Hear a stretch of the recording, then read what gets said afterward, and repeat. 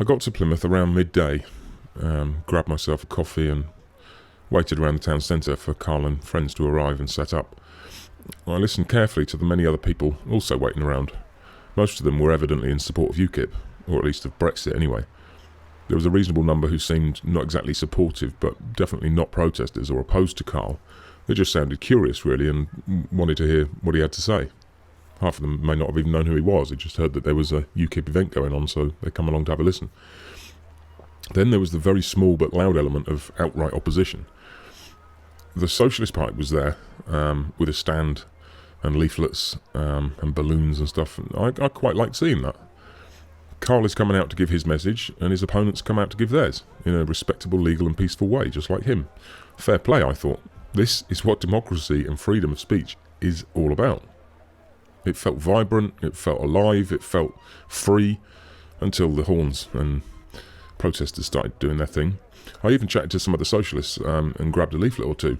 I'm open to listening to anyone who's prepared to tell me their view on anything, pretty much, as long as they are telling me their view and not screaming it at me and not forcing it on me. But before Carl had even got a microphone plugged in and in his hand, the usual suspects started their antics. Screaming, shouting, abuse, insults, whatever comes naturally, really. Obviously, anything goes except conversation.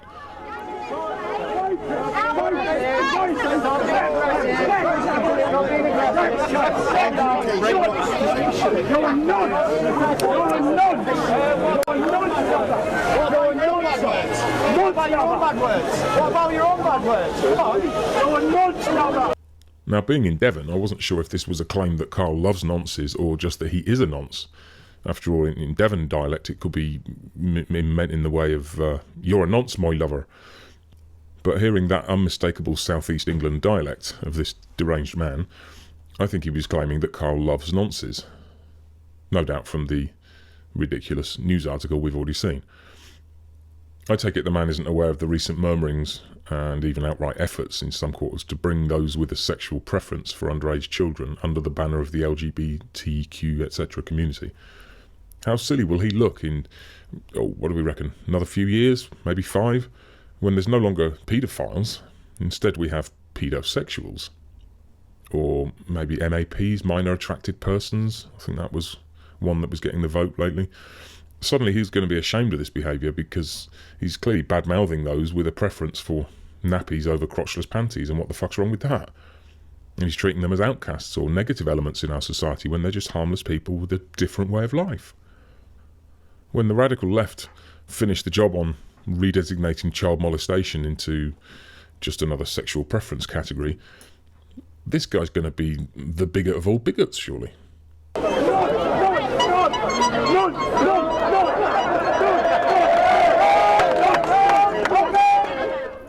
One thing which is worth pointing out here is the behaviour of the police, since I've given them a hard time in the past. Now, I was far from impressed overall by the police at Plymouth, but by comparison to Constable Cardboard from Truro, it would be hard to describe them as anything but excellent, even though that's a very low bar.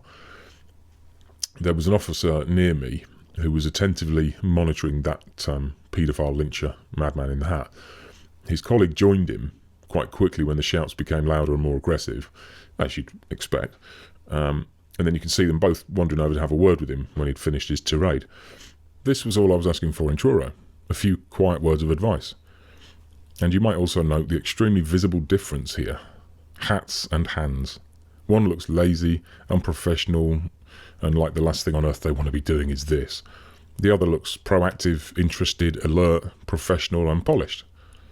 If the fucking police don't take pride in their own appearance, or can't even follow their own published uniform standards, what sort of message does that send to anyone else who they expect to abide by the rules? So they had a little word, and here's why they should. Imagine if you were stood there, as many were, with your children. Say you're standing there with a 5-year-old daughter, and there's a man shouting and aggressively pointing, clearly angry, calling out sexual terms like nonce and rapist. Aside from the fact that Carl is neither of those, just the fact that this could very likely cause alarm or distress to any shoppers or passers-by, not to mention the slandered Carl himself, is reason enough for the police to have a little word. And they did. Well done, Plymouth Police. these officers sent a very subtle message to all those watching, and even though it was subtle, I believe it wasn't missed by pretty much anyone. It sent a message that protesting is fine, but don't go getting too leery or we will intervene. And I firmly believe that this is perhaps the only reason why serious violence didn't take place in Plymouth. I was quite surprised, considering some of the very nasty elements who were milling around at the event in Plymouth. Far nastier lot than were in Truro. But they were quite careful, for the most part, not to overstep the mark, at least not to do so violently. They did once, as you'll see, but overall the day went pretty smoothly, and these two officers, I think, should be credited with that fact.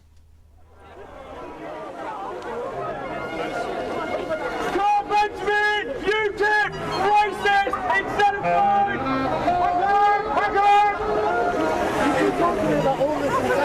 You're not wanted, Plymouth! See you later! Racist! House of Plymouth!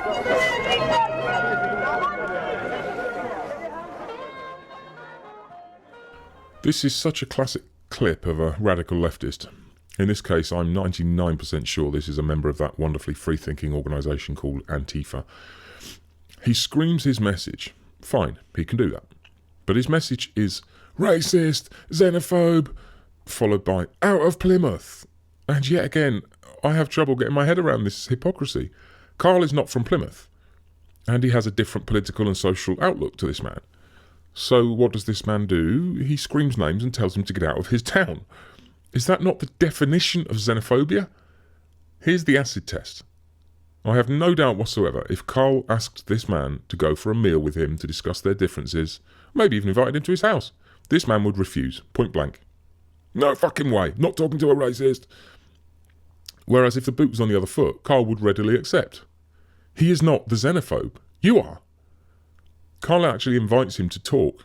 The reply he gets is just another hand-waving chant of name-calling. We will see more of this chap too. He and his friend were there all day, stupidly thinking they were disguised in their normal Antifa outfit of cap and sunglasses. How sophisticated. I mean, no doubt they had some very malevolent intentions, though. And this "see you later," another thinly disguised threat. Why later? Here he is, right in front of you. He's a very busy man. It's extremely rare you will get a face-to-face with Carl Benjamin, where he actually offers you a one-to-one conversation. But you've got sweet fuck all to say, have you? So instead you just chant, "see you later."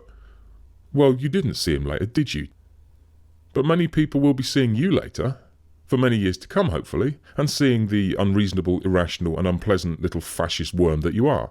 You and your friend that you were tag-teaming with all day. Well, you keep condoning a rapist, a person who condones rape. I don't know, is it just me that finds rape disgusting and wrong? Is it just me? I don't know, pal, but one thing I do know is with all this way over the top virtue signalling about rape, if I was forced to pick one man in Plymouth today who's a real rapist, it would be you, all day long. I don't know, I think it's really that bad. I don't think it's just you. Yeah. I thought it was. I thought it was. It's okay. It's okay to say we can rape this person. It's okay. That's clear. He did. I've read the tweet. He did. I read the tweet, darling. Darling? No!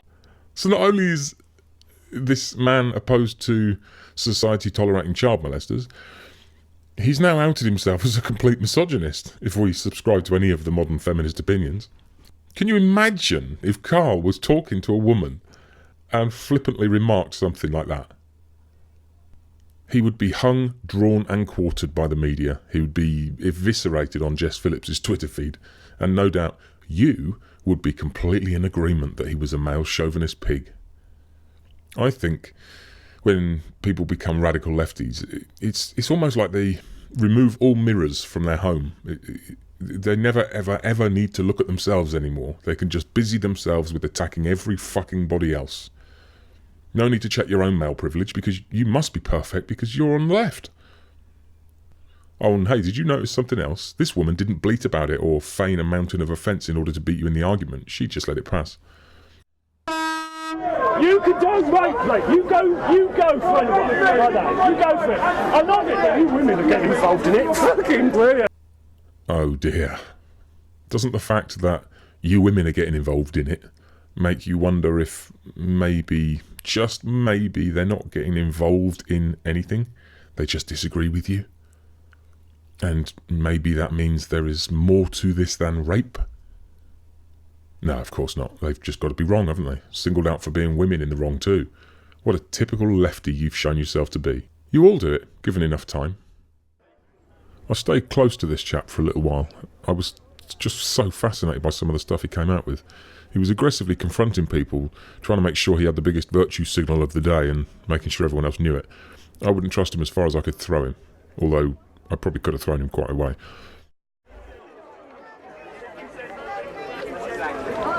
But it's okay to rape. I just found out, yeah, it's okay, yeah. So, as a female... As a female? Dude, you can't fucking say that in 2019. How the fuck do you know what she identifies as? She might be a half cat litter tray, for all you fucking know, you presumptuous, male-privileged, misogynist pedophobe. Yeah, bank that word. Give it a few years and it'll be all over Twitter and the BBC. You heard it here first, folks. This woman, and I can say that because I'm already earmarked as a far-right Nazi, which liberates my language nicely. This woman has children here.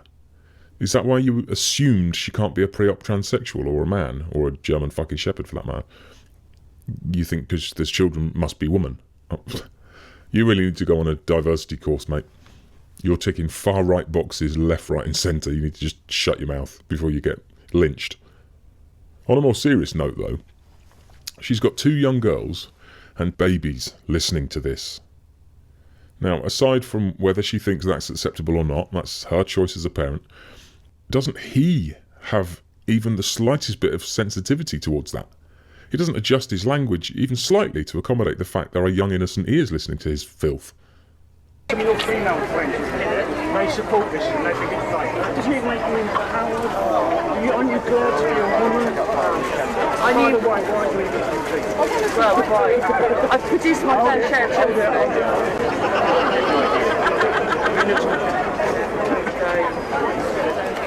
I just got to take millions of pounds. 25 years of alcoholism, mental health. Why is that? Oh yes, someone did something nasty to me. That's okay, it's all okay, it's all okay. Rape's fine if you say it. Oh no. Yeah, you've suffered at the hands of someone like this. What, you've been talked to, have you? I don't buy it. You strike me as more likely the choir boy who didn't get picked, if you get my drift. Of course, I can't know, so I only have probabilities and guesswork and my own experience and knowledge to go by, but in my view, anyone who actually did have a whole new interpretation of the phrase pipe organ demonstrated to them before they were into double digits, they don't tend to scream about the subject in the centre of a massive town, and they certainly don't tend to wander up to complete and utter strangers and tell them and their children how they suffered at the hands of Father McCavity at Sunday school or whatever. As I said, it's possible, but it's had a very odd effect on you if it did. I just cost you lot millions of pounds. So I turned out fine after. I walked away, we shook hands. Sorry, I got that very wrong. I spent 25 years doing drugs and alcohol, mental health issues. Because of what? Oh, that. Don't worry, No, don't worry. It's okay. It's okay. It's okay to say it. Yeah.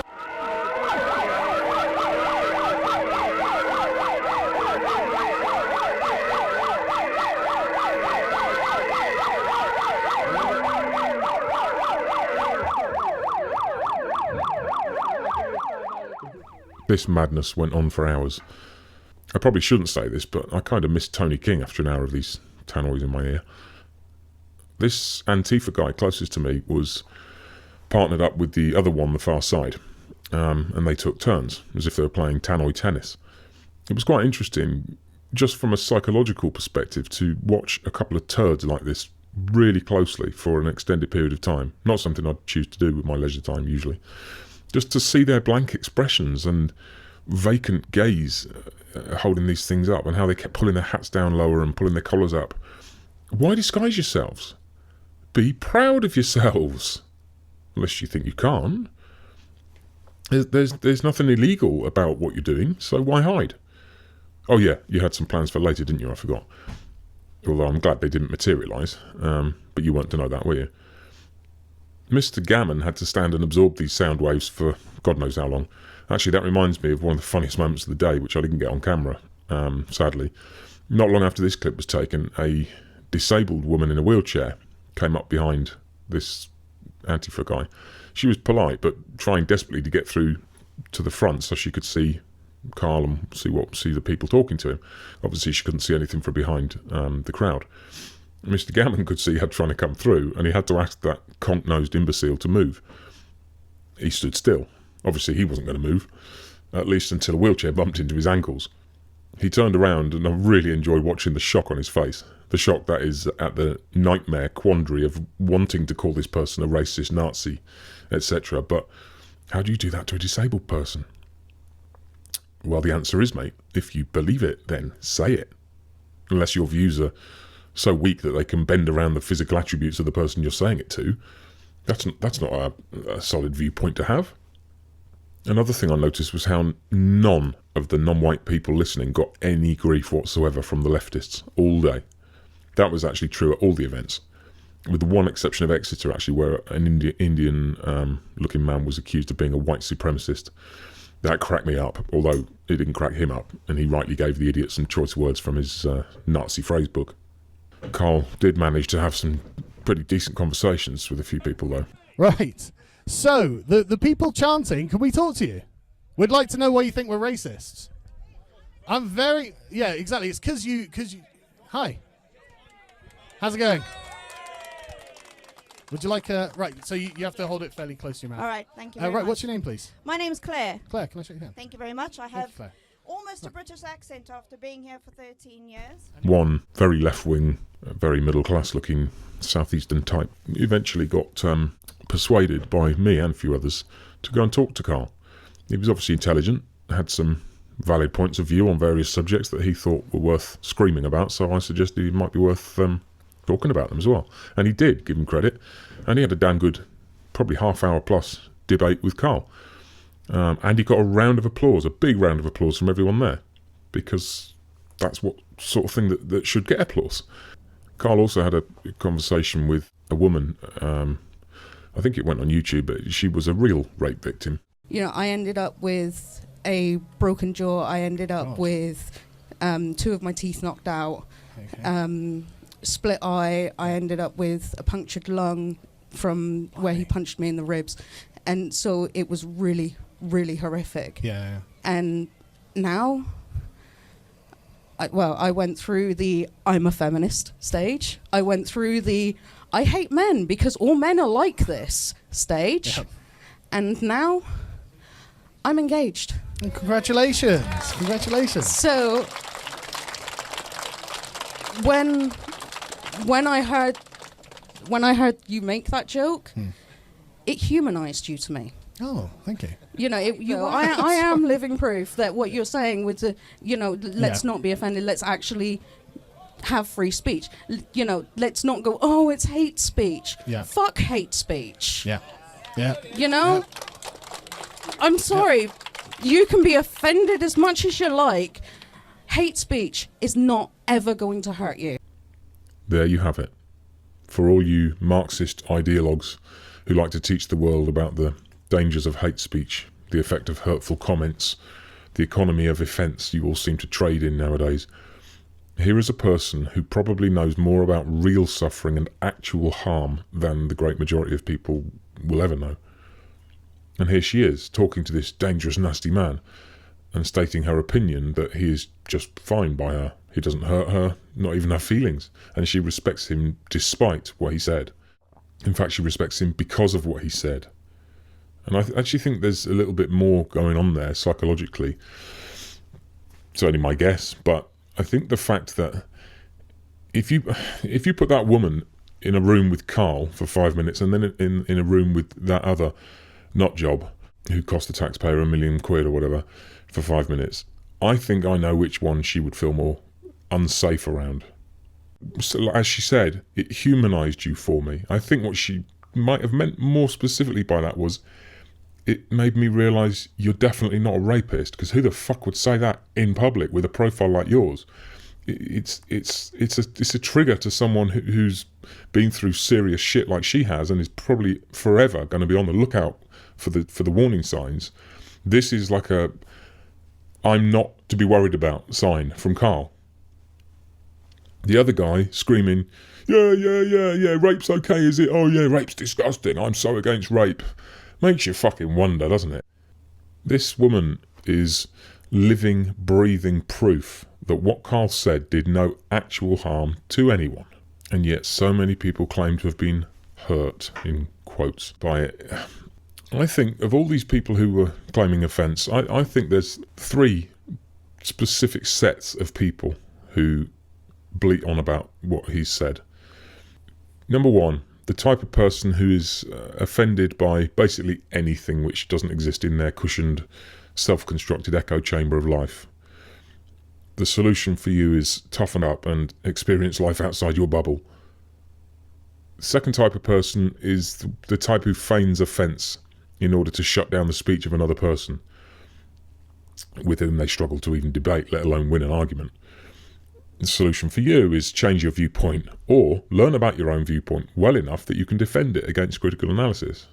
The third type of person are the type who truly don't give a shit about anyone or anything, the supreme narcissist who jump on this bandwagon in a shameless act of virtue signalling out of some desperate need to be one of the herd. Well, not just one, the nicest one of the herd.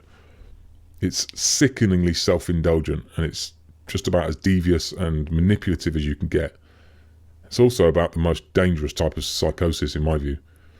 The solution for you lot, well, the only solution I know of is for you to be shamed out of existence by calling you out on your sly and self-obsessed bullshit. In a strange twist of fate, that happens to bring us right back to this chap. I'm a survivor of this stuff. I spent 20 because of what happened to me. Can you condone what he just said? He said rape jokes are okay. Can you do something, please? Can you do something, please? So what is the point? We need to keep bringing the police and actually respect some way down. No! Nothing more can do If I stood there now and said, I'm going to murder you, you'd bust me. I'll just have a quiet chat with you. Like my colleague did earlier, he had a quiet chat with you. That is illegal. That is illegal to say. So he can condone rape joke. I mean, I wonder why people don't agree with you and like you. I wonder why my generation... I quite like them. My generation... Do you like me? Do you like the police? Police are alright. I was the next Labour man. I've no voted in UKIP. Stephen Lawrence. There you go. There's a name you guys don't like. I think he came to Plymouth. You condone the rapist. You condone it. You condone the bloke who said the rape's okay. Do you condone shouting at an old gentleman? I'm sorry, I know you're angry. Before you go thinking that apology was genuine, the only reason he said that was because he was convinced I was a radical leftist. I had, let's say, led him to believe that for a while during the day, so I could hang around and hear the shit he was saying without him looking over his shoulder at me. Oh, and he messed with the wrong man there, because that old man forced him to learn a little bit about listening as well as speaking. I wandered off, but I looked back and he seemed in agony for having started a conversation with someone who he definitely wouldn't have invited into his echo chamber if he'd known anything about him. Proud Labour man all his life, until he realised the same betrayal many of us have since the Blair time, if not before. Now a proud UKIP voter, and not one who's about to have his ear bent by this professional victim whose only achievement in life is his apparent pride in costing the taxpayer a fucking fortune, sorting his life out for him. Well done, mate. No, really, well done. I'm sure you're the epitome of what this old man's generation fought and died for. I'm sure you're exactly what they had in their mind's eye while they were fighting in trenches with frostbite and fucking bullet holes in them Yeah, at least they got to save the country for you. Christ, when this bloke was born, there probably wasn't even an NHS or a welfare state. Fat lot of good that's done our country, eh? Well, I wandered off, leaving Plymouth police to listen to this drivel, and unbeknownst to me, the two Antifa cretins had given up their tannoy disruption and decided to do something a bit more physical. Nobody knows if it was the cameras they wanted to damage or Carl and his team. Either way, they pushed their way through the people watching, got to the front, and as they got close to one of the cameras, Reverend Simon confronted them to stop them breaking into the circle and getting near the equipment. They held some abuse, all par for the course, but then one of them spat straight in Simon's face. I only saw that later by seeing the footage on someone's phone. All I saw live was Simon pushing the two of them back out of the circle and trying to grab hold of the one who spat at him. A perfectly legal thing to do, by the way, detaining someone who just assaulted you. You don't get to know what you're doing here.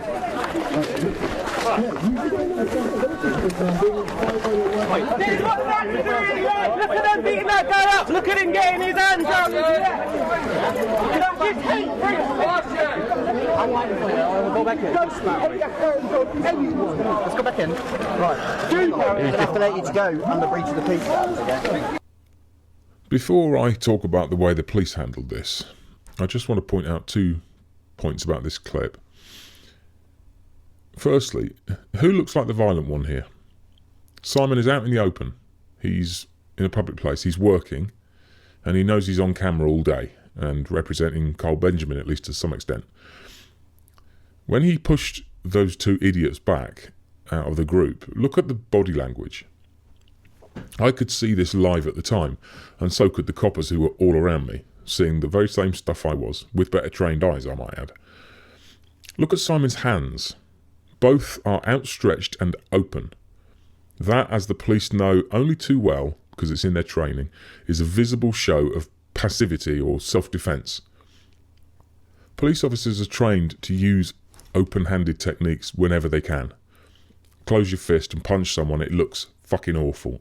It looks like you're beating someone up when you might actually be defending yourself. Whereas with open hands, a palm in the face, for instance, it looks so much more defensive. And it's I won't say it's not abused, because it might be by some, but generally it's not. But the truth is, if you're a police officer and you're standing somewhere and someone's giving you some shit or whatever and it kicks off and you punch them in the face but with the palm of your hand, most eyewitnesses to that incident will think that was a defensive strike. Whereas you close that fist and most witnesses all of a sudden flip the other way and say he was punching him. It's a really important point. I don't think Simon's got a clue about this. This is just genuine defensive behaviour from Simon. But this is why the police learn to do this, because this is how people naturally behave when they are being defensive, when they're being attacked. And so the police learn about this. They learn about the psychology of how it looks to other people, how it affects their witness statements, how it affects the police in court. They do this stuff for a living. They know this stuff inside out. Simon doesn't. Simon has just been spat at in the face. He's angry. Who wouldn't be? But he is trying to get hold of this guy and protect himself at the same time. All the way through this clip, no matter how many, you can slow it down frame by frame, Simon's hands stay open and outstretched because he's protecting himself and trying to grab hold of this man to detain him. On the other hand, look at the other man's body language. Goading smirk on his face, enjoying every minute of what's going on, fists clenched. Now he could, and he probably would because he's a devious Antifa prick, he could claim that his fists are clenched because he's defending himself from Simon. But it doesn't stand up to scrutiny, not with this footage, because firstly Simon has open hands, so he's not trying to assault this man, clearly. You don't assault people very well with the soft palm of your hand, unless you're trained to do that and he's not a police officer. Secondly, and most importantly, this man is clear to run. And this is a really important legal principle. If you're cornered, you can behave a lot more violently than you can when you have room to run away from whatever you claim was the threat to you. Again, police officers know this stuff inside out, and barristers and lawyers know this stuff inside out, and it's what gets a lot of people off charges of serious assaults when they were actually defending themselves, such as domestic violence. If you're trapped in the kitchen, you might have to use a knife to save your life, whereas if you're in the garden, you could hop the fence and fucking leg it. It's an important point, and it makes sense. He could be running away at this point, this guy. He could just turn and go. But he isn't, is he? Simon, on the other hand, was confined all day and has nowhere to run, as he's tied up by his equipment, his job and his boss. He's got to be there. Of course, none of that takes into account the fact that Simon was actually trying to grab hold of a man who had just spat at him in the face. A particularly nasty type of assault, which is often mistaken for something less serious than it is. Police have arrested people for attempted murder when people spat at them in the face. For example, one case where a prostitute with HIV and hepatitis C, I think, spat in the officer's face, arresting officer's face, deliberately, to try and infect him with deadly diseases. Yeah, now you know why you don't spit at a copper. It's not a laughing matter, and they'll show you how funny it is if you ever try it, but I don't recommend it. The second point I'm going to comment on is that absolute shithead socialist scumbag who tried to leverage this opportunity into a bleating scream of victimhood. Look at him assaulting him, look at him, officer. Look at him beating that guy up, look at him getting his hands up. This is such a devious trick because, and I think he knew this, when something is kicking off like this and police are all around, the one who screams loudest is often believed out of hand. It's not always the police's fault either. It's not necessarily bias, it's just, it has an automatic psychological effect on anyone hearing those claims or those screams. Their eyes can start to play tricks on them, thinking they're seeing whatever the person is screaming about instead of just actually seeing what they're seeing. This stuff's been studied in America in police shootouts. What they saw, they filmed events and then asked them to recount it later, and officers' accounts were just way off the mark, and they were influenced by other stuff going on, like a woman screaming in the corner or something, or children screaming or whatever. This devious, spineless, socialist prick has used that little old chestnut, and I suspect he's had plenty of practice with it. He was just too good at it. It was too automatic for him. And it's about as low as you can get. You can even see the badly disguised smirk on his face as he's fucking doing it. And maybe it did influence the officers. Okay, so what has this officer seen? The officer is pretty much detaining Simon. And so far he's watched Simon all day. Trapped him by his van in a closed area with a brick wall behind, nowhere to go. Clearly working for Carl on the security for the event. He's also seen that Simon has not left that circle all day, except maybe for a quick trip to the toilet. He's also seen these two men, which all the police were watching most carefully all day beforehand. Him and his mate had been blasting sirens all day. They were the only people probably in the whole city that afternoon who were trying to disguise themselves. And that guy was the only person who shouted, "See you later," threateningly to Carl, something which any officer worth his salt would never fail to pick up on. And this officer is worth his salt. He's a trainer with well over 20 years' experience, and he teaches new officers how to do the job. So on seeing Simon scuffling for the first time all day with the two antagonists that have been up to their antics all day, his response is to grab hold of Simon and threaten him with arrest. Now I'm going to try and be as fair as I can, because I spoke to this officer and he definitely knows what he's doing. And he was a nice enough bloke. But he's a police officer, and they are all influenced by this overtone of bias towards one way, and we know which way that is. So I'm going to try and look at this from his perspective first and give him the benefit of the doubt as much as I can. He sees a minor disorder and he needs to take action on it. Good, at least he is doing. That's one positive. We've been to Truro already. So he has to intervene, and he says to Simon, I'll arrest you for a breach of the peace if it happens again. Okay. That is understandable, almost. It would be a lot more understandable if he had first asked Simon what had just happened. But he didn't do that. He just physically escorted him away, detained him really. He held onto his arm and told him he'd be arrested if it happened again.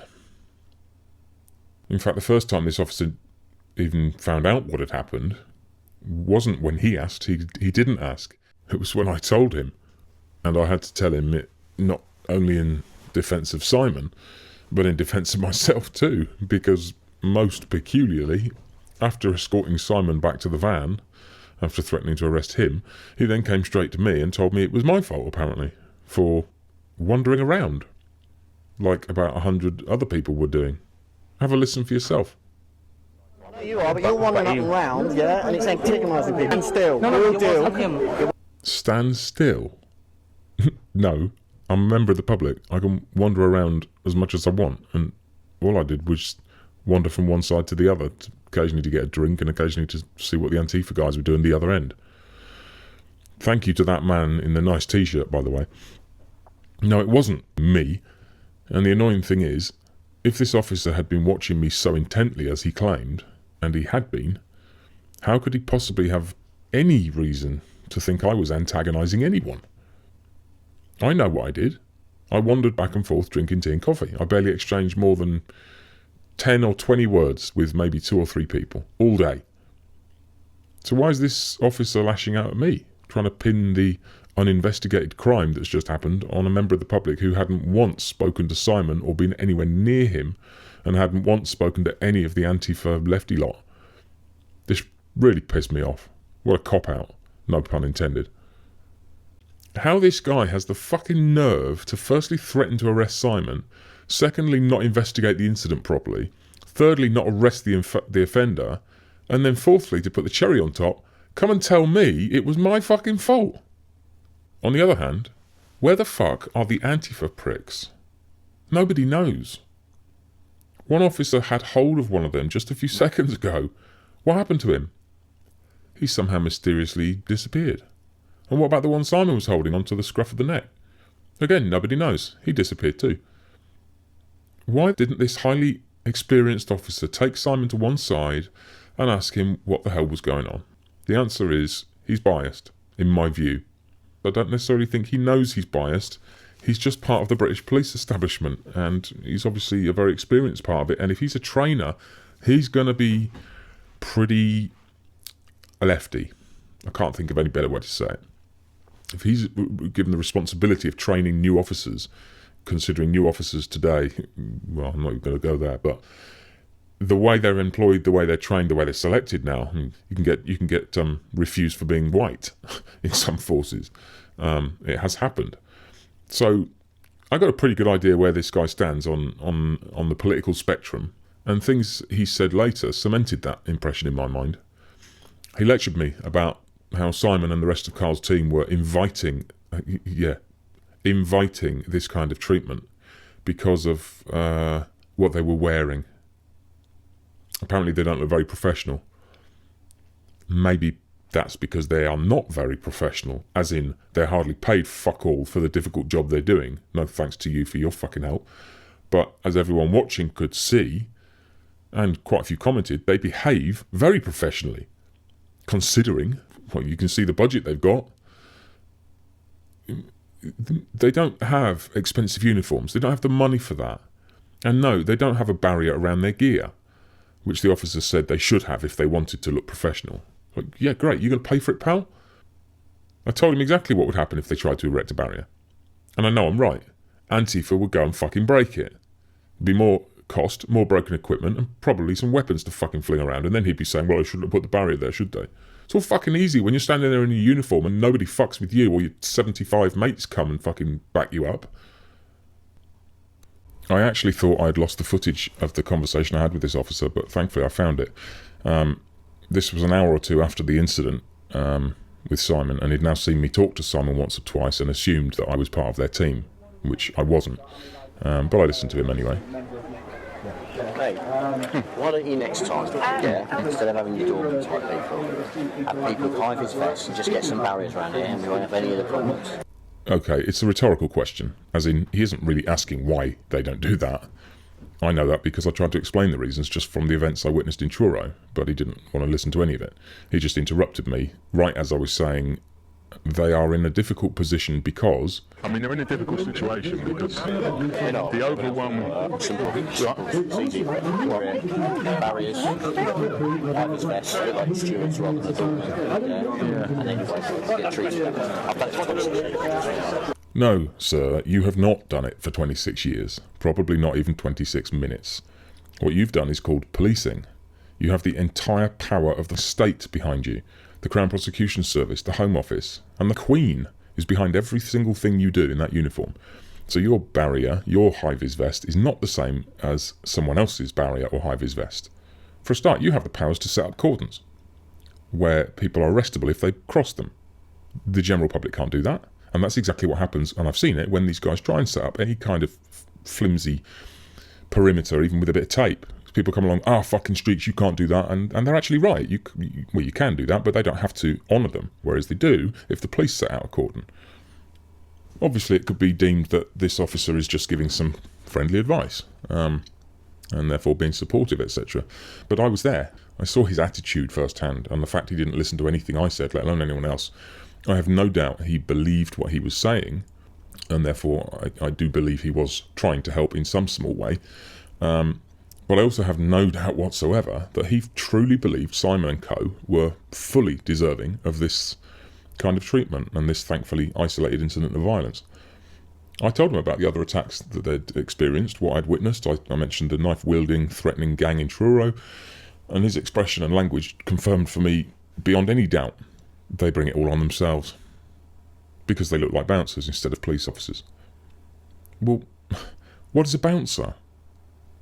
These guys get cups of tea, they drive a van, they help set up camera equipment, they carry bags, and they keep away violent offenders whenever they can. So I don't see them as bouncers. What's a bouncer look like to you?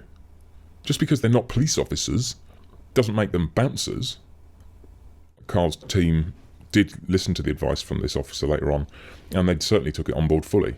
I overheard it, I wasn't involved in the conversation, but I listened to him giving them advice, and to be honest, I wouldn't have taken as much from it as they did. They were very grateful for it. I saw it as a bit of an empty gesture, to be honest, because of the way he behaved earlier. If he really cared, he could have grabbed hold of everyone and said, what's happened here? Has someone been assaulted? Has a crime happened? He wasn't interested. What he was interested in doing was putting forth his opinion that it's all these guys' fault. They bring it all on themselves. He said it to me. And that played out in his behaviour and his handling, or mishandling of it. I think there was clear undertones of him just disliking them, to be honest, and what they were doing. He's opposed to them. He couldn't disguise it. He tried. He did a good job of disguising it, but he just couldn't do it fully. And I think that absolutely coloured both his view of them and his handling of the incident, which saw Simon get a face full of spit. Something which could have been extremely dangerous. And even if it wasn't, it's not something people are supposed to have to tolerate, especially when there are 10 or more police officers within 30 yards. But again, they ask for it, don't they? A bit later on, when he was talking to one of Carl's team, I overheard this officer saying categorically and quite proudly that the whole event was being monitored. He actually used the word monitored by those cameras up there, he said, as he pointed up at the corner of the building. I looked up and I saw what looked like a camera, and the same thing, there was another one of those on the corner of a building on the other side of the square. So I think there was cameras at least on the corners of 2 buildings, right either side of Carl's event. And I suspect Carl's team make a point of probably seeking out those places to do their events, places that are covered by CCTV for their own protection. I hope they do anyway. So it's all being monitored, we're told, by the officer on the scene, which also means recorded, of course. So again, why did nobody rewind the footage and tell these officers what had just happened to Simon when that scuffle happened? Or why did the officers on the ground not call someone up on the radio and ask them to have a look what had happened? I suppose it'll just have to remain a mystery. Yeah, whatever, Trevor. Going back to this Antifa tosspot, this footage was taken shortly after that officer spoke to me, and was filmed from the very same spot where I was standing, so he was in full view of all the police officers. If they'd wanted to have a chat about what happened earlier, perhaps, but no. This is the guy who shouted the threats earlier. This is the guy who's paired up with the other man who spat at Simon, who was there, and definitely a part of that incident. If you see the other footage, which actually is worth, and he's mentioning this, I've been looking, because after this event, I saw that footage on YouTube, I'm sure it was on more than one person's account, and it was a clear footage taken from someone's phone, but at quite a distance. You could see these two move in, have a go at Simon, try and get to the cameras, try and get into the circle, elbowing everyone out the way. Simon goes and confronts them, and the guy's head goes back and he spits aggressively straight in Simon's face. That video has disappeared. The only place I can find it is on YouTube, but it's been removed. The page is still there, but it says this video has been removed.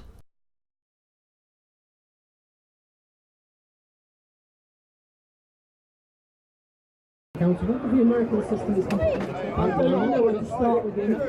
To be honest, I don't even know where to start with the American system.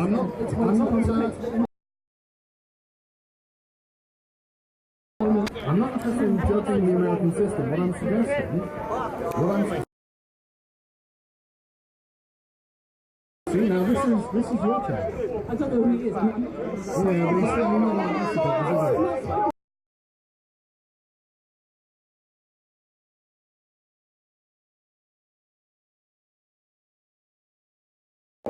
So you disavow.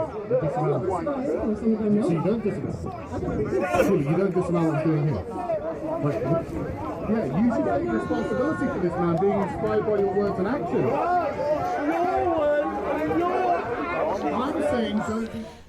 Anyway, this guy is the one who's been here all day. He's the one who the police grabbed in that melee, and who apparently was not even questioned, let alone investigated for his role in what happened. And what is he doing? I'm just here to tell people about how our surveillance they actually work. It works on a set of keywords. If you search something like, say, firearm and something like that, it gets sent to the nearest military base. Right? He is taking pictures with his phone and zooming in to get close-ups of the faces of each of Carl's team. He did this for over an hour. I watched him over his shoulder. I could see the pictures he was taking. I could see his phone screen. And it was the entire screen was filled with each face. There were facial photographs of each person on Carl's team. So this is Antifa. They've been violent. They're known for violence. They've already been violent today. They've been threatening. They've been physically disruptive. They're obviously trying to hide their faces. And they're now getting photos of all the faces working around Carl. This is intelligence gathering. It's sinister, and it's why people cannot take this threat lightly anymore. I told the police officer about it.